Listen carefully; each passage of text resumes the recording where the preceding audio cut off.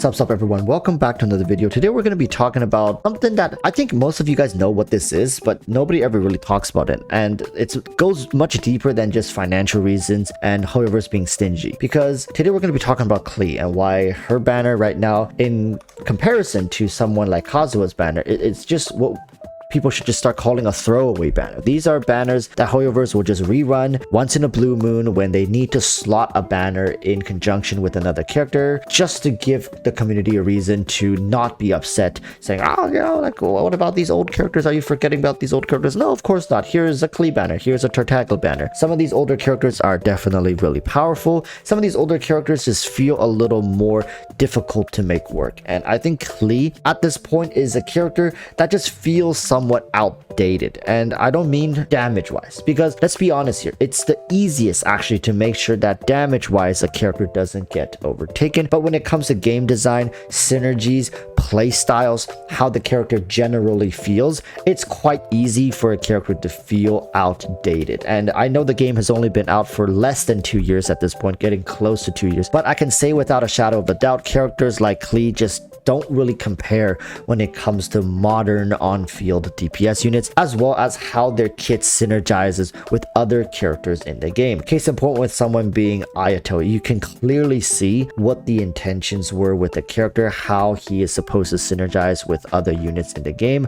Whereas a character like Klee, I think the concept at the time was good. It was something like, oh yeah, she's gonna hit really hard, but she's gonna take longer to do all these actions, and we're gonna make her work great with someone like Bennett who buffs more damage. Yeah, it's gonna be great with Pyro Resonance, and that's as far as pretty much what they thought about it. They're gonna have a burst on field with her that also adds to more nuking capabilities, and that was done and dusted. I don't even think at the time Hoyoverse had a clear cutout idea of on-field, off-field DPS synergistic supports. They were just thinking very basic, like, oh, this is going to be cool, that's going to be cool. And as the game started to develop, people started working out metas, case in point being something like Morgana. They started realizing, oh my goodness, there's all this deeper level of things that we have to really take into consideration when designing characters. And actually, it gave them more avenues to design wacky and fun character playstyles around to make the game more exciting than it could have been if all it was is just vaporize, melt,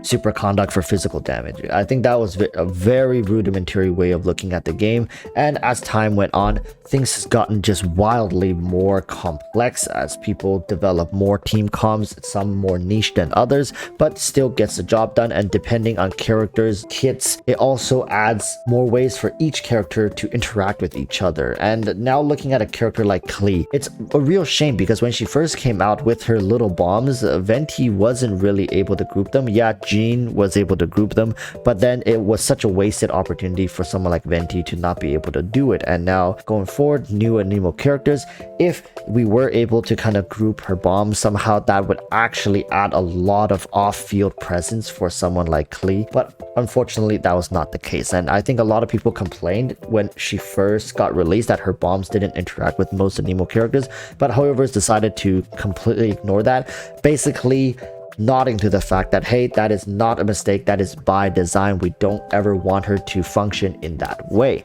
And I think that has really come to backfire for a character like her. To be honest, if her bombs were simply able to interact with all Anemo characters when it comes to being able to group them or not, as well as her burst just staying on field, and sure, you can have it as a constellation. You don't even need to have that as a like a C0 thing. Have one of her constellations just say, oh, when you switch off of Klee, now her burst stays on field, and it gives her an extra role in the game. Her banner numbers are going to do much better. Her constellation sales are going to do much better. And with all of these things added up, it's just unfortunate that Klee had to end up in this situation as she is right now. The people who pretty much devote themselves to her are like die-hard Klee fans who will do anything to make her work, which really, it doesn't take much to make her work, but it just feels like that she needs a little more pushing, a little more effort to make work, and that with just a little more detail and attention put into her original design, she not only works, she will facilitate, she will be she could have been a 5-star Xiangling tier character. And till this day, we still need a 5-star pyro off-field DPS or applicator, kind of like what Xiaoling does, but a 5-star version. Klee could have been that. And in a way, some people say Klee is a 5-star pyro nuker, and I completely agree with you. If you get more constellations on her, there are people who have Klee at C4 and she's an absolute menace, but do you need to get her to C4 to make her feel that impactful? And even at C4, Klee is still more of a niche unit to build, just because as a nuker we have better options. Like Eula is a universally agreed upon nuker, best nuker in the game, and she doesn't really take C1, C2, C3, C4 or a 5-star weapon or any of the sorts. She's just a great nuker by design, and that shows in her initial character concept. It's just that the game has developed. The developers are now much more aware of what players are looking for and what they want to put forth into the game to incentivize people to pull for certain units.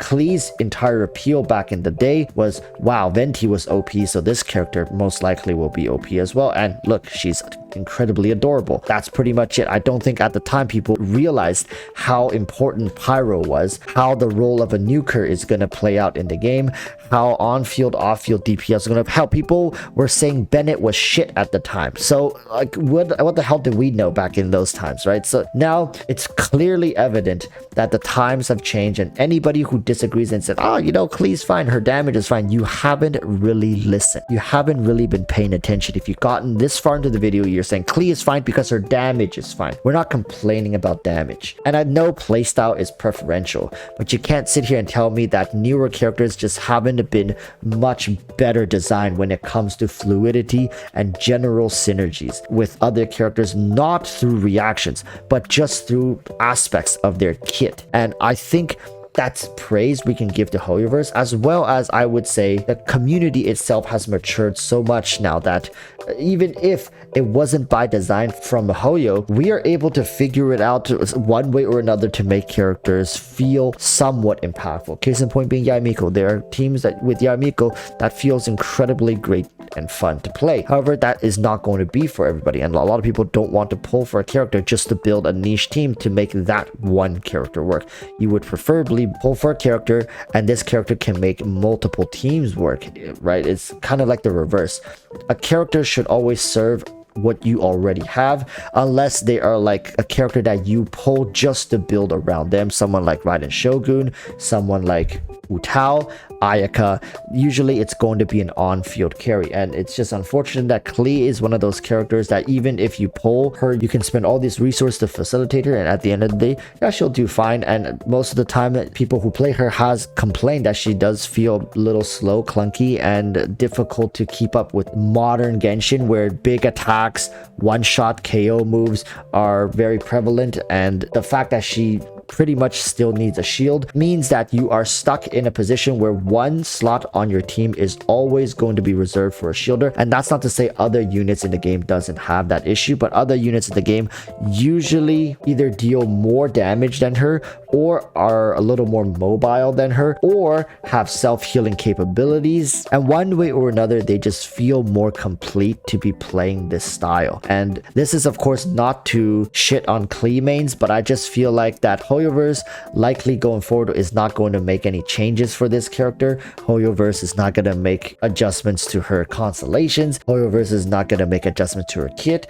The only thing you can hope to see in the future is maybe a new weapon that shakes things up, or a new set of artifacts that Klee can utilize to play a different role in the game. And I think that likely won't be coming for a long time, and even if it does, there's a very small chance that Hoyoverse will even be considering Klee's relevancy at that time when it comes to that artifacts release. So it's really going to take the community to go above and beyond, find ways to be creative and build into Klee's advantages through this new integration of an artifact set or a new weapon, or both at the same time. Maybe the artifact set plus a new weapon in conjunction will make Klee work. And of course, this is not just saying Klee. There's going to be a ton of other characters that can benefit from new future weapons and artifacts. In a way, it's exciting, but at the same time, it's sad to see that now Klee's banner likely will be at the very bottom when it comes to sale, because as much as people claim that, oh, I only pull for people people who I love and care for, the numbers don't really support this. The characters that are at the top usually are ones that are heavily utilized, can do many things at once. Either it's great damage, great support capabilities, or both at the same time. Just go look at all the banner sales. These numbers don't lie. It's not like suddenly Klee's 100th rerun banner is going to top the charts because a bunch of new zoomers came in and they absolutely adore her. It's just not how it works. People who usually have the money to drop on the game are functioning working adults, and they have preferences for games of this type, and it's usually leaning more towards functionality over visual stimulation. For the most part, you want to get the best of both worlds, and I'll be honest, there's very few Genshin characters that I can look at and say I absolutely detest this character. For the most part, they can say, okay, you know, she looks beautiful, or he looks handsome, or she looks cute, or he looks cute, but the lowest I have ever gone is like not my cup of tea. You know, I'm not really head over heels for this character, but they still look good. And to most people, that's enough to justify polling for them if they can provide great value for your teams. So when people say poll for who you like, I like all of them. Right? In a way, you can say I like all of them. I like some more than others. There's no one that I hate. It's not as black and white. It's like, okay, I don't like them, so therefore I have to hate them. No, I just don't like them as much. So in the end of the day, a character like Klee has really fallen out of date. Characters that are much newer with better constellations, better tools that already exist in the game to help them succeed are just going to be more popular. And currently right now, she's a throwaway banner slapped in with any popular banner to pretty much not lose money, right? Imagine if they put another highly contested banner like a Raiden Shogun banner. That's just such wasted potential when it comes to sales numbers. Right now, they don't want anyone to really compete with Kazuha for sales. They just want to make sure that you are dropping money where you think you need it most, and they're pointing a lot of fingers towards Kazuha. They even give you a Klee banner that's like, don't worry, you're not really missing out on much. And then comes Dendro later. All right, with all that said, I know there's a lot of people who are going to be pretty salty listening to this stuff. You know, the Klee mains, like I continuously say, it's not to slander. I'm just saying that she's not as good as she used to be when she first came out, and she really never was that good even back then. And a lot of people nowadays say, oh, MTash was right, but at the time they were shitting on him because he dared to say something that was against the grain. All right, that's all I wanted to say. Thank you guys so much for watching, and I'll see you guys in the next one. And for people who made it all the way to the end, yes, yesterday I didn't upload a video, and it's really just because I was really busy. There's really not much to say, and I feel like I'm not missing out on much by not uploading for one day. All right, so hope you guys enjoyed this one. Let me know what you guys think about Klee's banner as well as her character design, and I'll see you in the next one. Till then, urge you all to stay safe and peace. Bye.